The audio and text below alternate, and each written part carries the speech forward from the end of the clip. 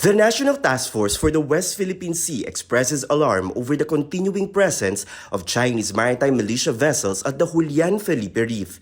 In the latest maritime patrol of the Philippine Coast Guard this weekend, the militia vessels were seen swarming the reef, dispersed and scattered.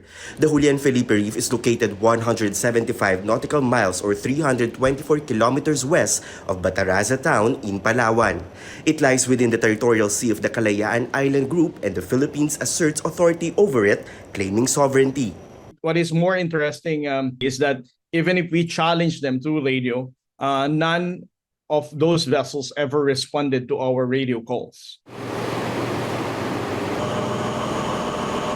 CNN Philippines joined a 5-day back-breaking journey to the Kalayaan group of islands as the PCG inaugurates a new Coast Guard station on Pag-asa and conducts its routine rotation and resupply mission in other islands.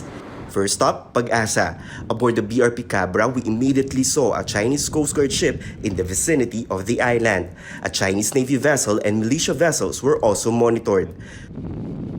From Pag-asa, we went to another occupied feature in the island group called Likas. The 18-hectare land is a giant sea turtle sanctuary. So after 16 hours, we've finally reached Likas, one of the Philippine-occupied features in the Kalayaan Island Group. There's an ongoing resupply mission for the troops who are currently in Likas, and after this, we'll travel 4 to 5 hours more to reach two more features, Patag and Lawak. Big vessels like the BRP Cabra couldn't go near the island, and the supplies need to be transported by rubber boat or a rigid hull inflatable boat or rib. Rough waves and changing weather conditions also made the journey more challenging. We finally reached Patag Island. This time, I met Coast Guard Arnel Almazan, who just wrapped up his duty on Patag. Masaya po kasi nakapag-serve ako sa ating bansa, sa pagbabantay sa ating teritoryo. Mahirap po sa tubig. Pag naubusan po ng tubig, tubig ulan po talaga yung nakaka-survive sa amin. Lalo na pag maulan naman, walang kuryente, generator.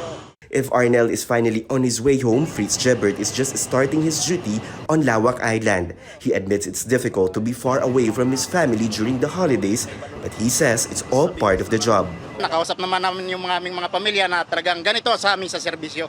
Hindi lagi masaya, minsan may malungkot. So ginagawa namin to hindi lang para sa amin, sa pamilya namin, kundi para sa lahat, para sa bayan. The resupply mission on Lawak Island lasted until the evening. Puzusyang 2605. Throughout the course of our trip, there were several radio challenges. The NTF-WPS vows that like Pag-asa Island, the government will continue to improve conditions on the other occupied features in the Kalayaan group of islands. Tristan Nodalo, CNN Philippines, Kalayaan.